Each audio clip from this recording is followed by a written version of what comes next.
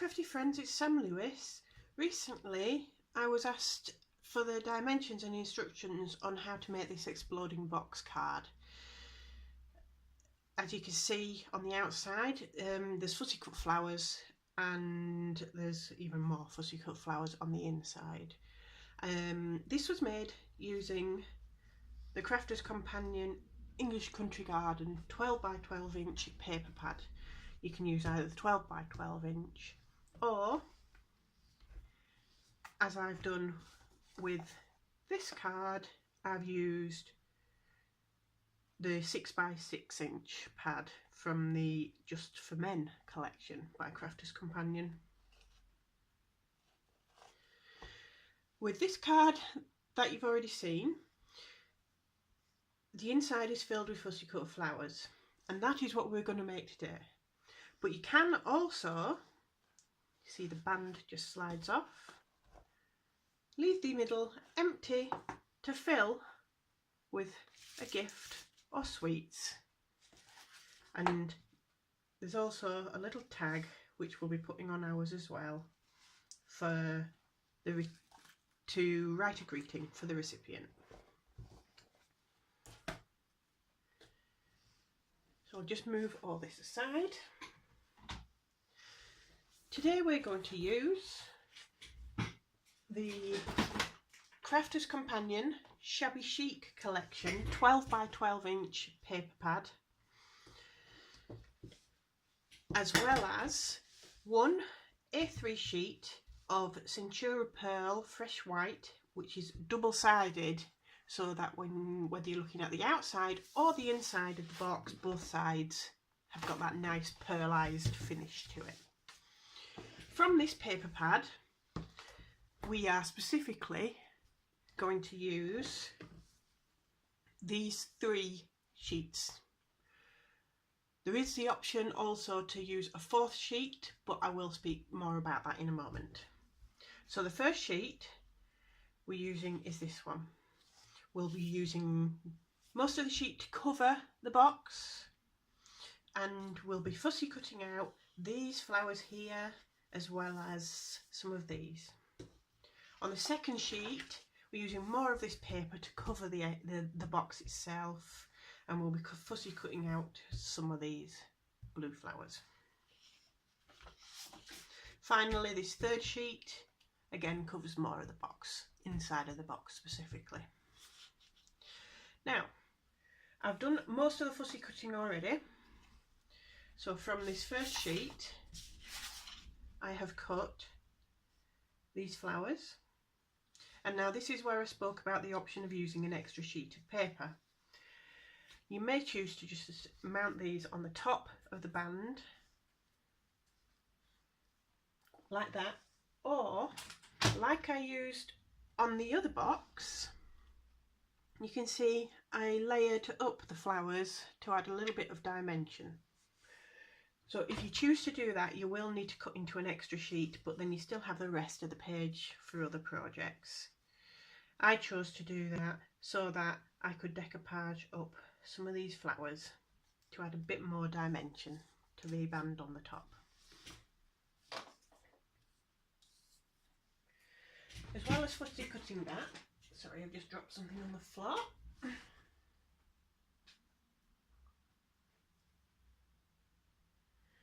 As well as fussy cutting that, we fussy cut out more of these flowers, these ones, as well as blue ones off here. So we've got a collection of those, and these are going to be layered up inside the box. All the materials and the instructions and the dimensions will all be on a downloadable PDF on my blog, and the link for that will be in the description box below this video.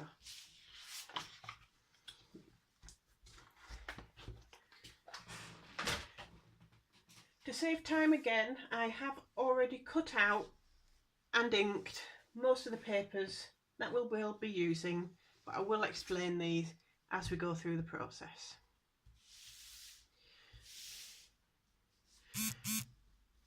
to make sure that we can get the box and the lid to fit inside each other nicely, we'll be using the big scoreboard. You can see it's nice and big, it's A3 actually. And I like using this because it's actually got the ability to do the box lid on one side and using the same measurements, so you don't have to work it all out to get it slightly smaller. You just do the box base of starting from the other side of the scoreboard. That just then makes it just slightly smaller so that it fits inside without having to redo all of your measurements.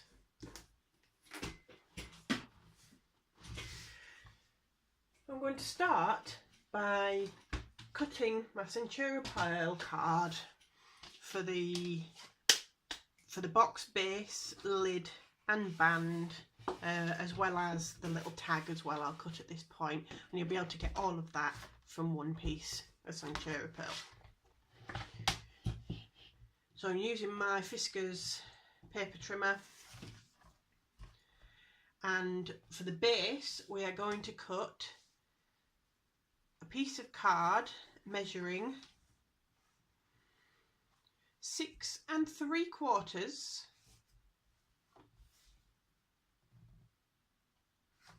So I'll do that first. By 9 3/4. All measurements are in inches.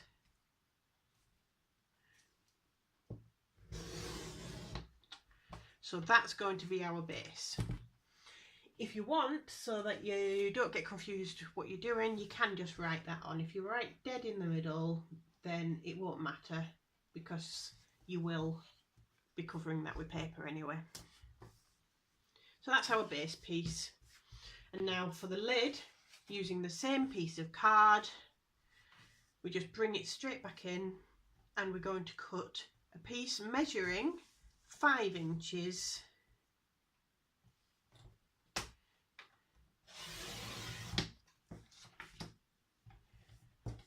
by 8 inches.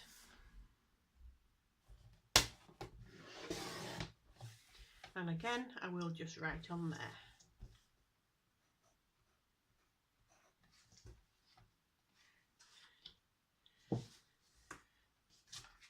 Next, we will cut the piece for the band that goes around the box, and this piece measures 2 1/8 of an inch.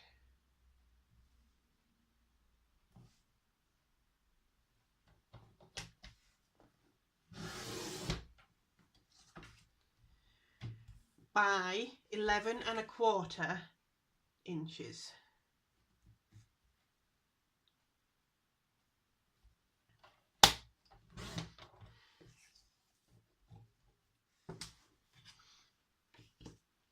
And then finally I'm going to cut out a piece for the tag as well. And now the tag measures 1 5/8 of an inch.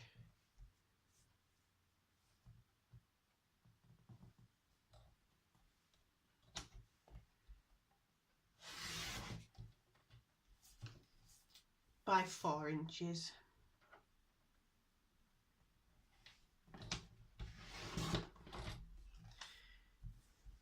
And then I'll just bring in my scissors and just snip the corners of that.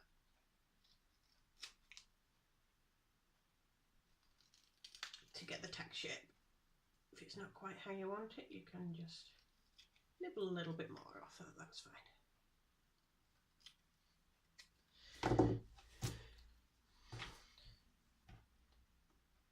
Whilst I've got it, I will just punch a hole. And I do that with a good old-fashioned hole punch. Take the lid, take the bottom off your hole punch and use it upside down, and then you can actually see where you're punching the hole, which is why I put that little pencil dot on there to get that hole nice and in the middle. So that's the tag ready to use later. I do also like to round the corner of my tag as well. Just stops it getting chewed up when you're pushing it in and out of that pocket. And that's just using a little tonic corner rounder. So that's the tag ready for later as well.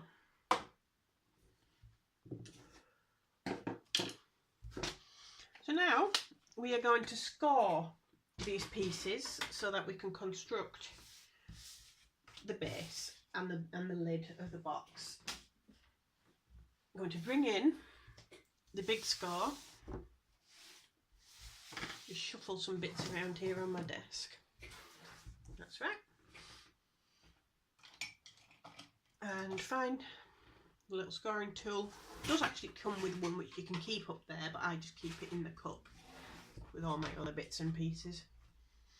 Now, for the box base piece, you need to make sure you've got it lined up against the right side of the big score.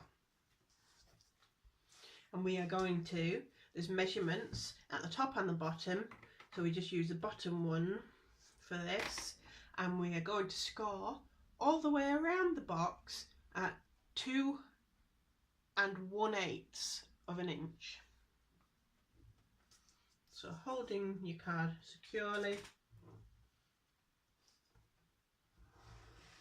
and just run the scoring tool up and down a couple of times to get a nice crisp fold. So you've done the first side, turn it 90 degrees, same measurement, 2 1/8 of an inch, and score.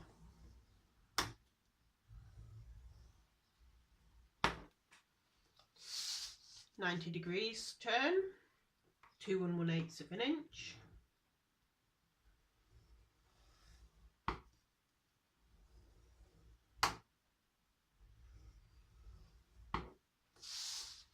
"90 degrees turn to do the last side, 2 1/8 of an inch.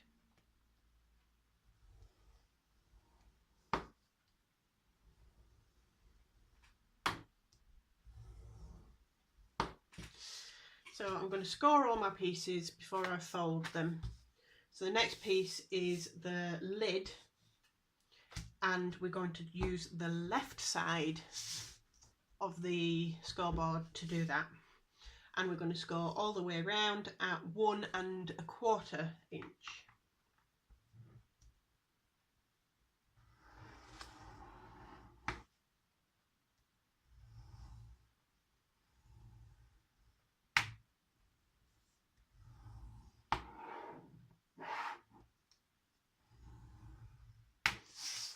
Turn 90 degrees, 1 1/4. It just moves like that did. You can just nestle it back in before you carry on. 90 degrees,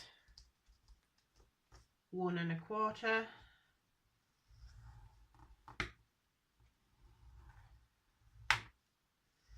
And it is better, rather than pressing really firmly, to do several reasonably light scores. It bends the paper better rather than breaking it or cracking it. So scoring the last side of this lid piece, 1 1/4 inches again. And now we are going to move on and score the piece for the band that goes around the box. So we're going to be working from the left side of the box for this. From the left side of the scoreboard, sorry, not the box. Butt it up against the edge, and we're going to score this at 2 inches.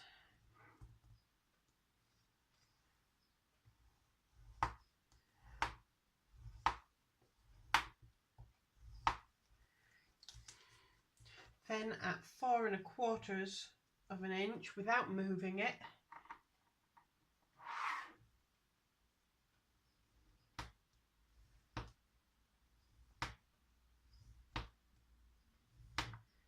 And then without moving it, 6 3/4.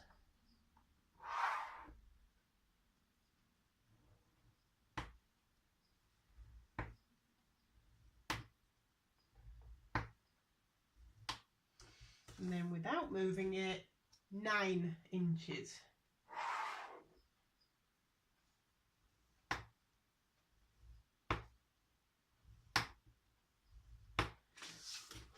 So now we can move the scoreboard out of the way.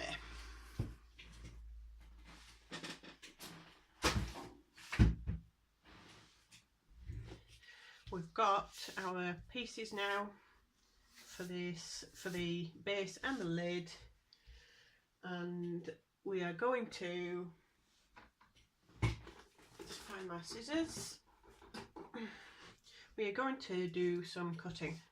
So for the base piece, you can see we've got this shape, and we are going to cut out all 4 of these corner pieces. So I will do that now.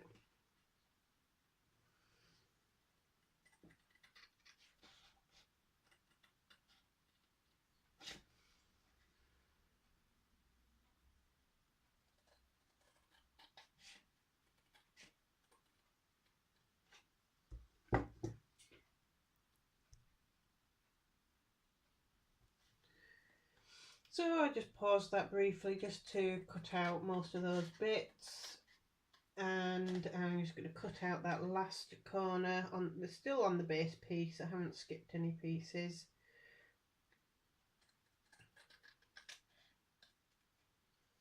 So that leaves us with a base piece with all 4 of the corners cut out. For the lid piece, we don't cut these corners out because we do need the lid to stick together like a conventional box lid would do. So we cut down, if you're left-handed or you're right-handed, you may choose to do either side of this little flap, it doesn't really matter. I'm left-handed, so I tend to just do it this way around.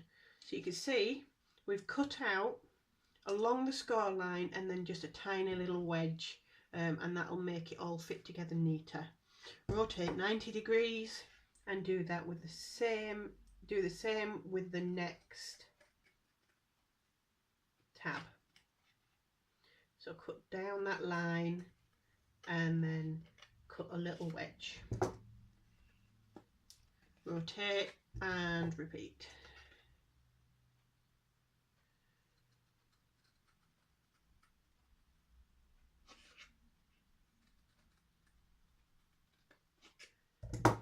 And repeat.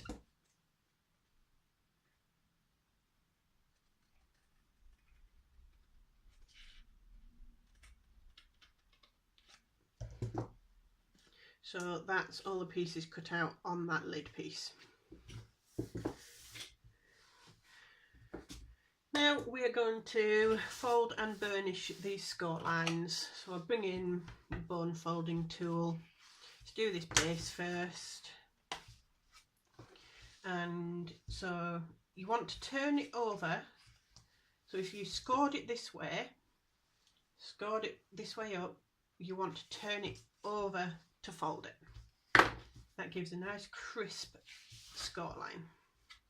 And you're just going to simply fold that in and use your bone folder just to do a quick burnish on that edge, and do that around all 4 sides of your box base.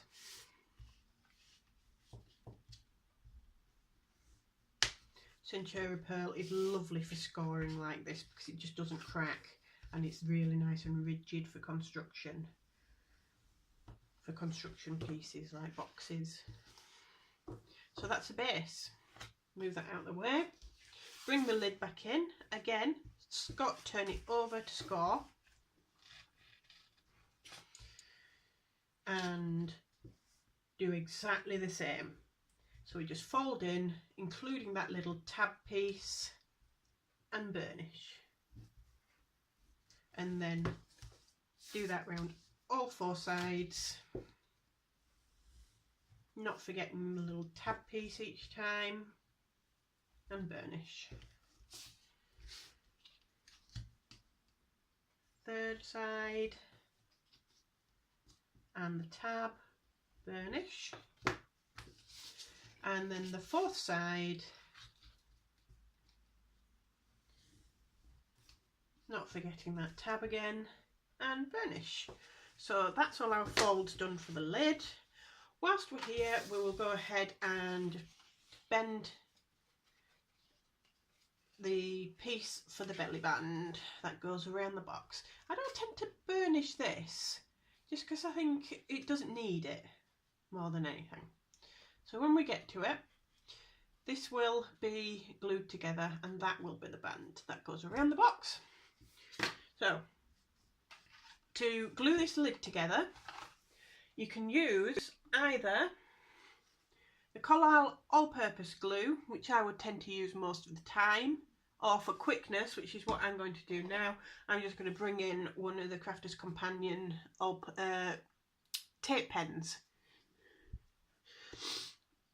and just take that lid off. These are stronger than most tape pens and it's actually really good tight finish for good permanent finish, sorry, for boxes.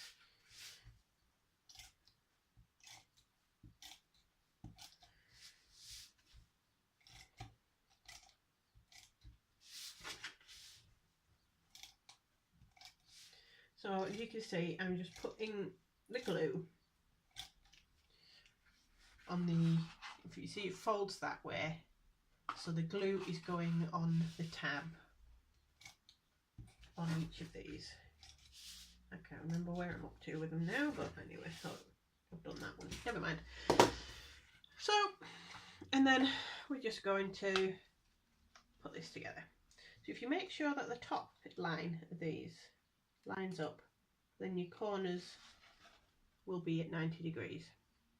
And then I stand it up to give it a good press together. And just do that around all four corners of your lid.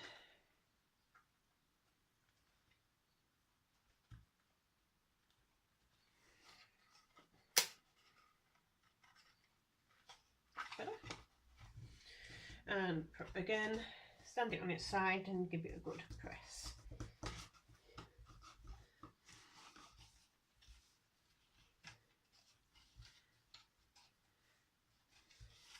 Here, so I'm just going to do the third side, line up that top. Apologies if I'm getting my head in the camera view there.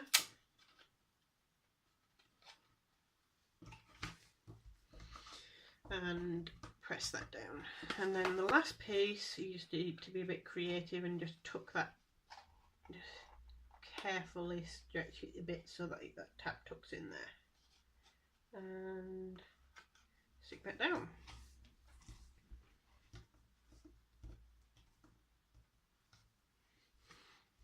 So this is our lid and this is the base. So we don't actually glue these sides together because that's the whole point of the box. It pops open when you take the lid off. So we've got the lid which just goes on this base, all ready to decorate. Where did I put the papers? There they are. So I'm going to bring in these papers now and see what we're doing. For ease of reference, because I did these last night before I made the video, I have just written on the top, on the back of the pieces, what these are for. So these will all just be glued on. I cut all these out. The measurements for all the pieces will be on that PDF, but they are generally 1/8 of an inch smaller than the side of the box themselves. So whatever size the box you make, you could just reduce that measurement by 1/8 of an inch and you will get a perfectly sized piece. So